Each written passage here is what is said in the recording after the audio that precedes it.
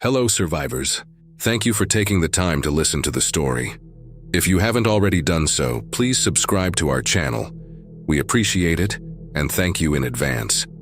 Please leave the name of the city you're listening from in the comment section below. It helps us see our reach in the community. Let's start the story. The fluorescent light in my cell flickers, casting shadows that dance across the padded walls like twisted marionettes. They say I've been in here for 3 weeks, but time feels elastic when every day is identical. Wake up, pills, therapy, more pills, sleep. Rinse and repeat. The rhythmic ticking of the clock outside my door is the only constant, my only anchor to reality. My name is Cole. At least I think it is. Sometimes the medication makes me forget. I was admitted to Oak Ridge Psychiatric Facility after what they called a dissociative episode. I remember fragments, the police, my apartment in disarray, blood on my hands that I couldn't explain.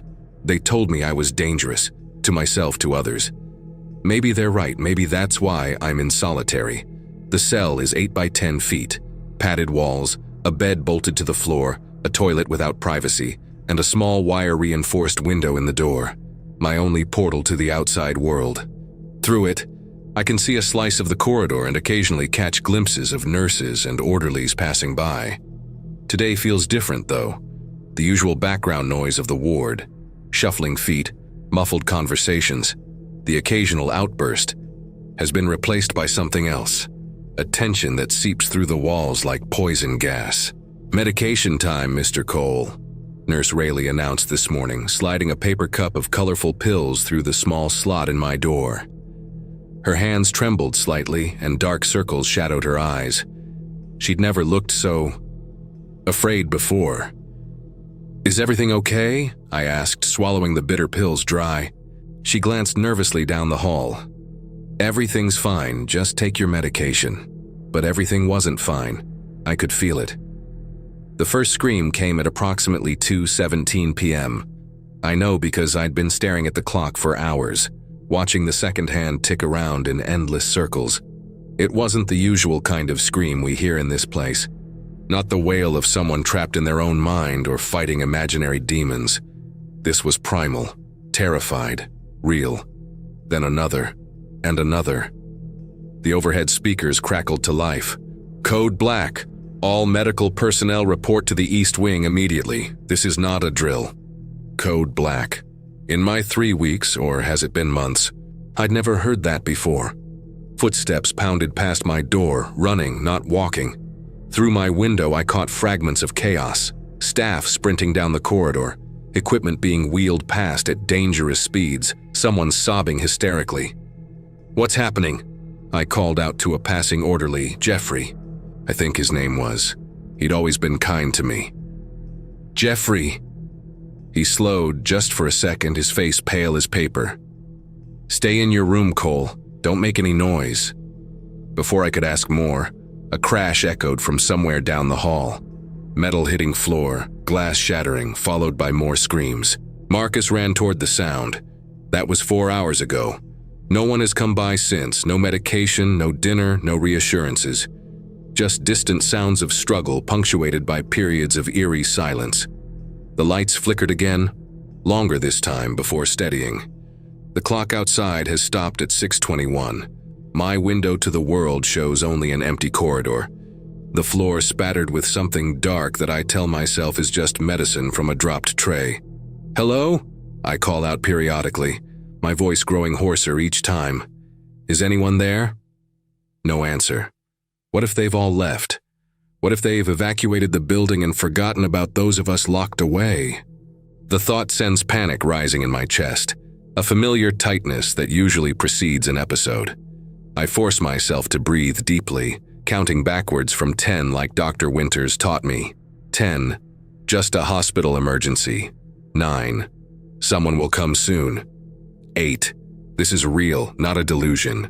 7. Stay calm. 6. Listen. And I do listen, straining my ears against the silence. That's when I hear it. A wet, dragging sound from down the corridor, like someone pulling a heavy, damp mop across the floor. It's getting closer. 5. Breathe. 4. It's probably just a janitor. 3. This is real. 2. This is real. 1. This is... A figure stumbles into view through my window. Orderly Goins. I recognize his broad shoulders and the blue scrubs he always wears. But something's wrong. His uniform is torn and soaked with dark fluid. His right arm hangs at an impossible angle, bone gleaming white through mangled flesh, and his face, God, his face. His jaw moves wordlessly, stringy saliva dripping onto the floor as he presses against my window, eyes milky and vacant. I scramble backward until I hit the wall, heart hammering against my ribs. Jenkins's hands claw at my door, smearing the glass with something dark and viscous. He's trying to get in, to get to me. This can't be real. It's a hallucination, another break from reality. Any moment now, Dr. Winters will come in and calmly explain that I've had another episode, that what I'm seeing isn't real. But Dr. Winters doesn't come, and Jenkins doesn't disappear. He continues to paw at my door, making a sound no human throat should produce, a guttural, hungry moan that raises the hair on my arms. Then another figure joins him, and another. I recognize Nurse Peters, her once immaculate uniform now shredded, her throat a ragged, gaping wound. Behind her, a patient I don't know, half his face missing, skull visible beneath torn skin. This is a nightmare. It has to be. Soon I'll wake up, drenched in sweat but safe in my padded cell. But I don't wake up. Hours pass. The parade of shambling figures outside my door grows. Some wear staff uniforms, others patient gowns like mine. All move with that same horrible, broken gait. All have the same vacant stare. All want in. I huddle in the corner of my cell, knees pulled to my chest, rocking slightly. The motion is soothing, rhythmic. It helps me think. You're experiencing a psychotic break, I whisper to myself. Your medication levels are off. This isn't real. But if it isn't real, why can I smell it? That copper penny scent of blood mixed with something worse, like meat left too long in summer heat. And the sounds, those terrible hungry moans that never cease. In all my previous episodes, my hallucinations never engaged all my senses so completely. Never had this. Persistence.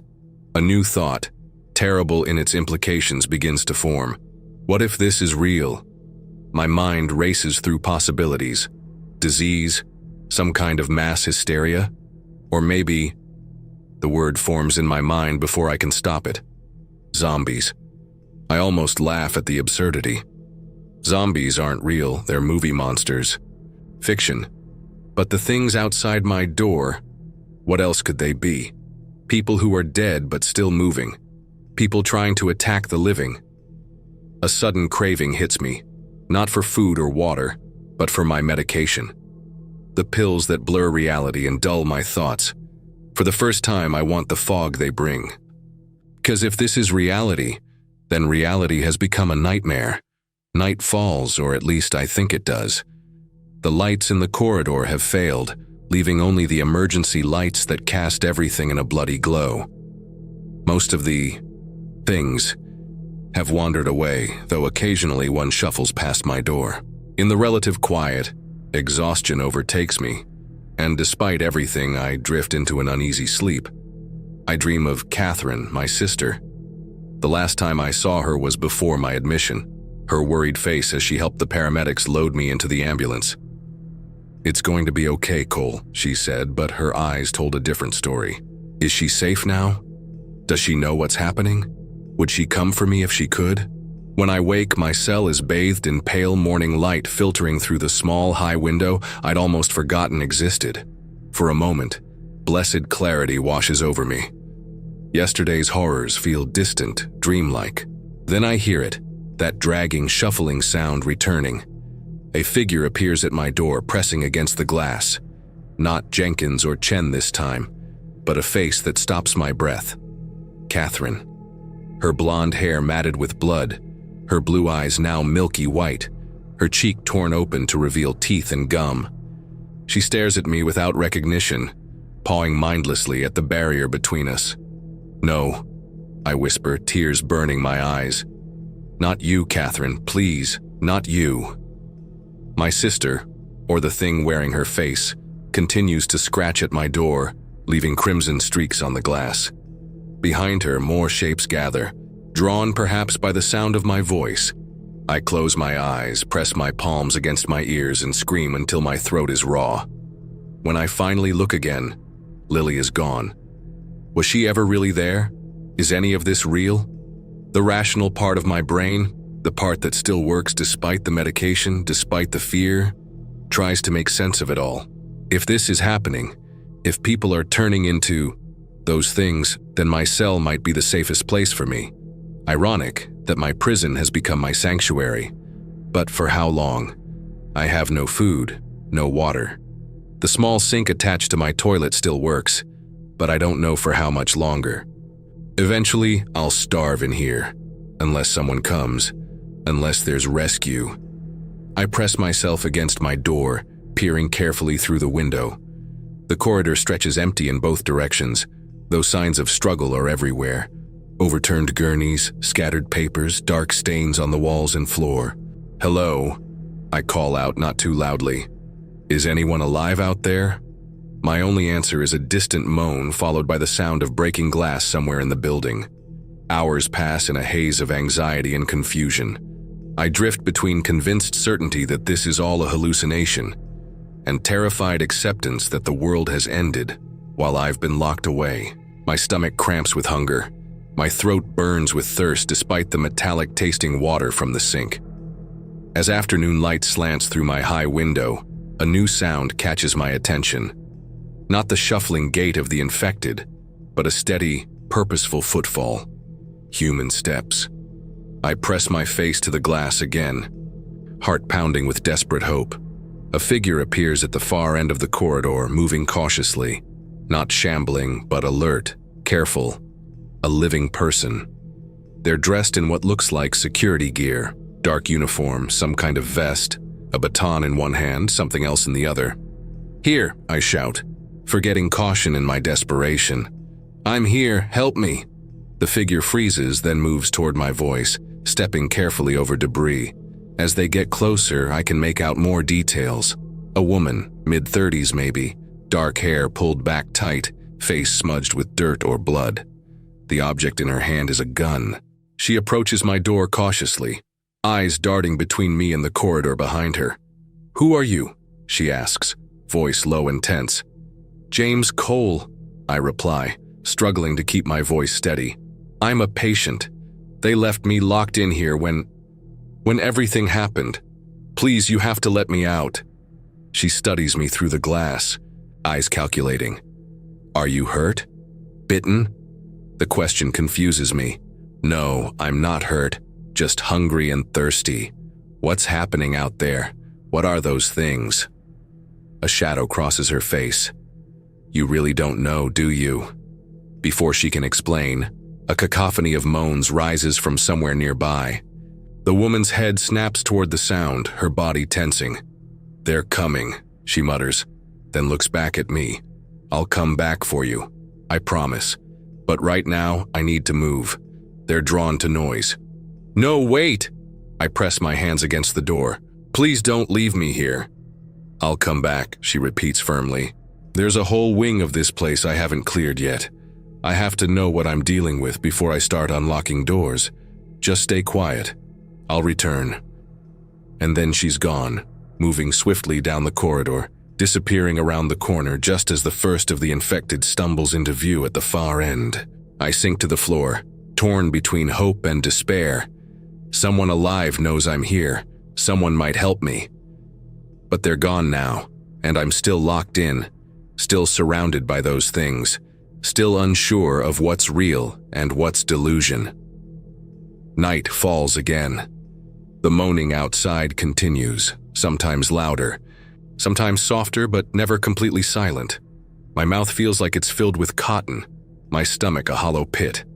I drift in and out of consciousness, my dreams and reality blurring together. In one dream, Catherine sits beside me, whole and beautiful, telling me stories like she did when we were children. In another, Dr. Leland explains patiently that I'm experiencing a severe psychotic episode, that none of this is real. In a third, My door swings open to reveal a corridor filled with those things, all reaching for me with bloody hands. I wake from this last nightmare gasping, sweat soaking my thin hospital gown despite the chill in the air.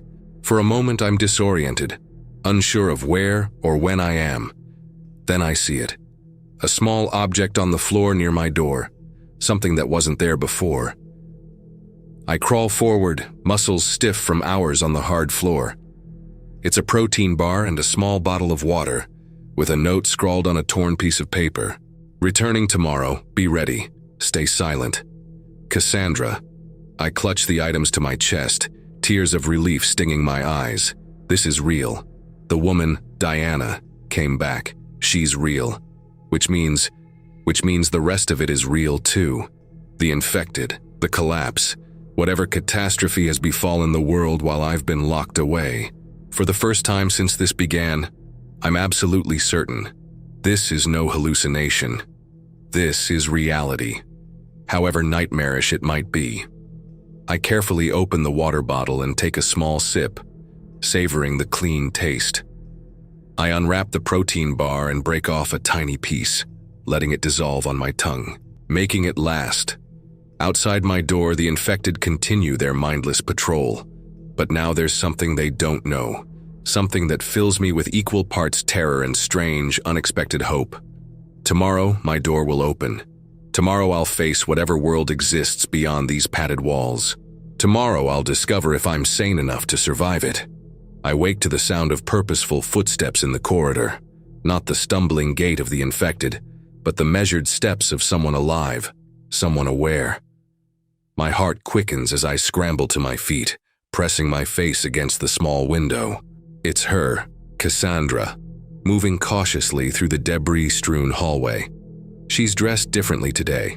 Dark cargo pants, a fitted jacket with multiple pockets, a backpack slung over one shoulder. A machete hangs from her belt, and she carries what looks like a small crossbow in her hands. Her dark hair is pulled back tightly, revealing a healing gash across her right temple. She spots me watching and raises a finger to her lips, then glances over her shoulder before approaching my door. "You're still here," she whispers, a hint of surprise in her voice, as if I had somewhere else to go. "You came back," I reply, unable to keep the relief from my voice. "Are you going to let me out now?" Her expression tightens. It's complicated. The situation outside has deteriorated. "What's happening?" I press my palms against the door. "Please, I need to know. Those things, the people who aren't people anymore, what are they?" Cassandra checks the corridor again before answering. "The official term is infected. Started about 3 days ago. Patient 0 was in Philadelphia, they think. Spread faster than anyone anticipated." She draws a deep breath. "But everyone calls them zombies now. Might as well." Zombies.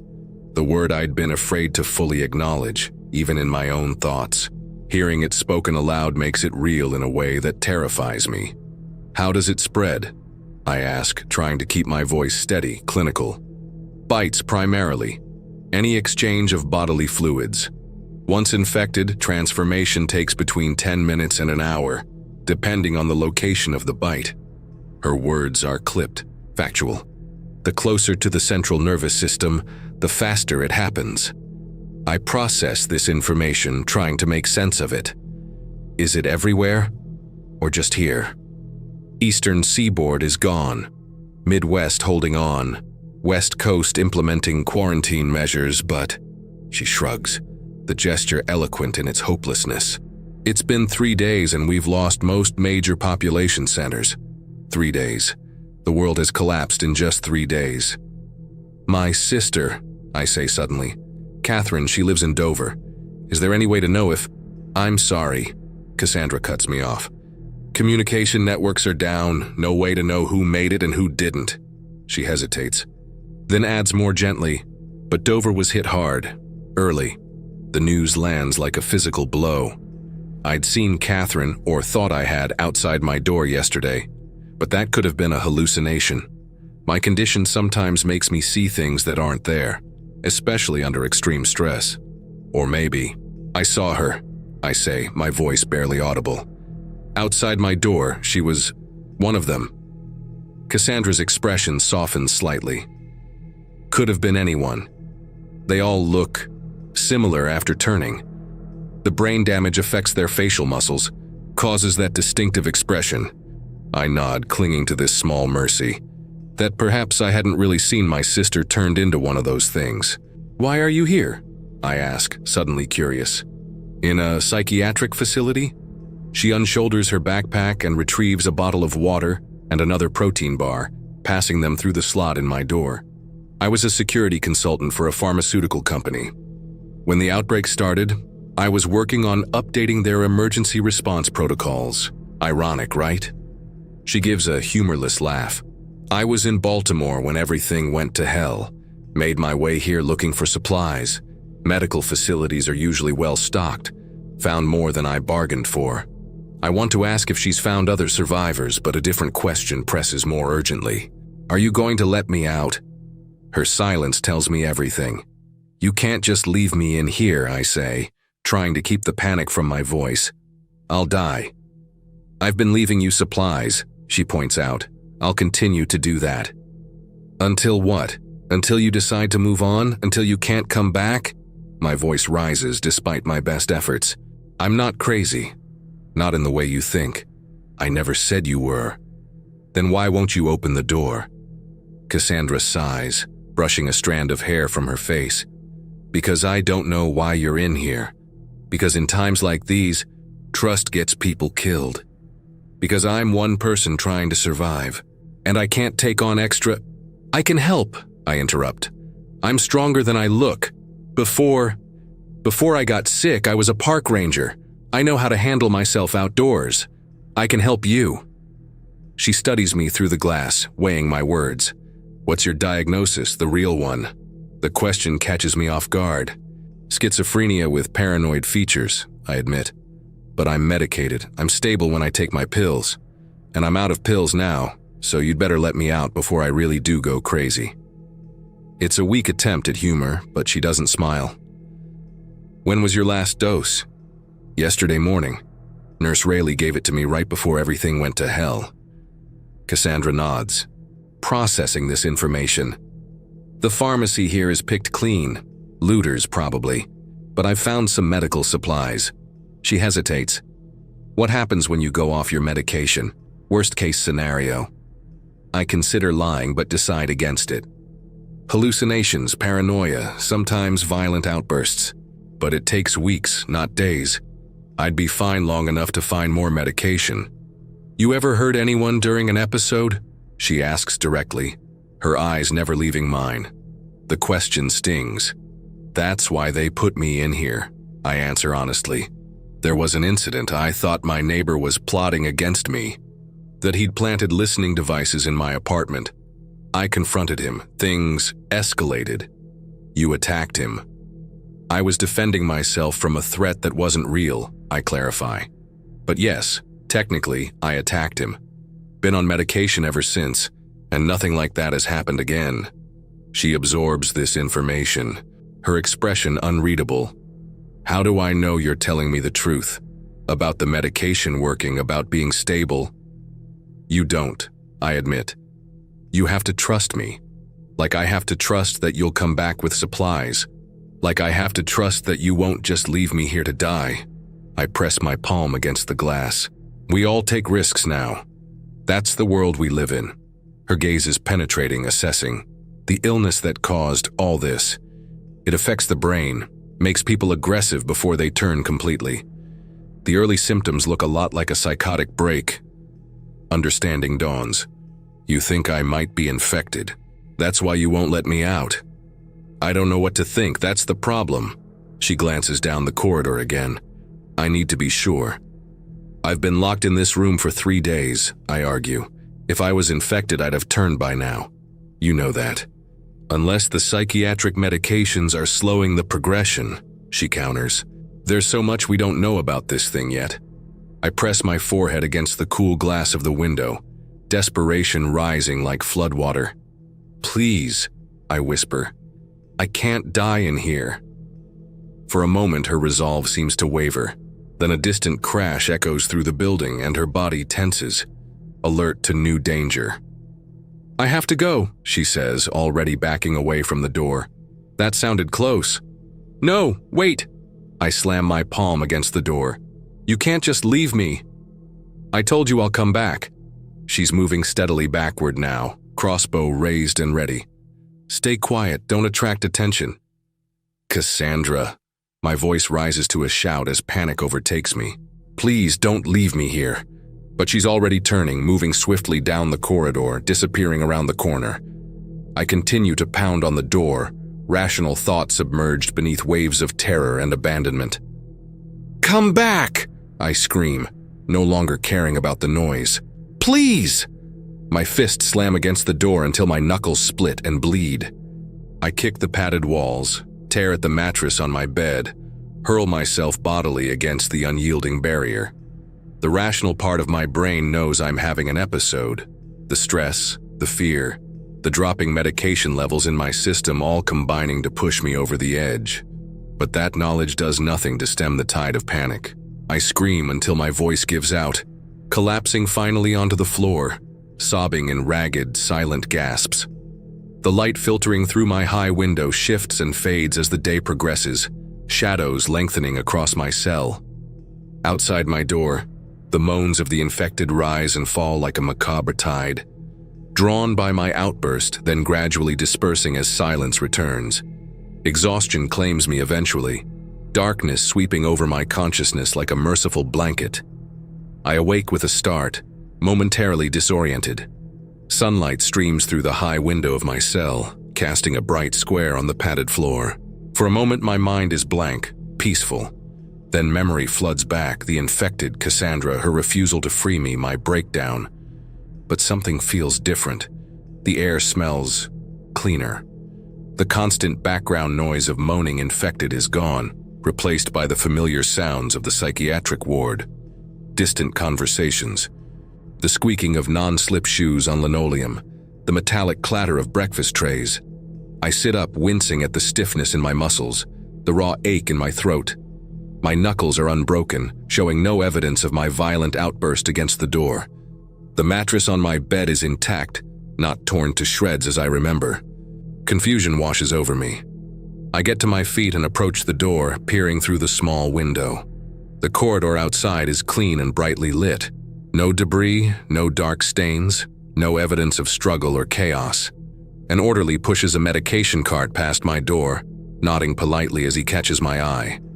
"Good morning, Mr. Cole," he says cheerfully. "Nurse Rayleigh will be by with your medication shortly." He continues down the hall, stopping at another patient's door, the picture of normal psychiatric ward routine. I stumble back from the window, mind racing. Was it all a delusion? The infection, the zombies, Cassandra? A vivid hallucination brought on by my illness. It wouldn't be the first time my brain had constructed an elaborate alternate reality, but this had felt so real. The sounds, the smells, the taste of the protein bar Cassandra had given me. The slot in my door slides open, and a paper cup containing my usual colorful assortment of pills appears, followed by a cup of water. "Morning, Mr. Cole," Nurse Rayleigh's familiar voice says. "Time for your medication." I approach cautiously, peering through the slot. It's definitely her.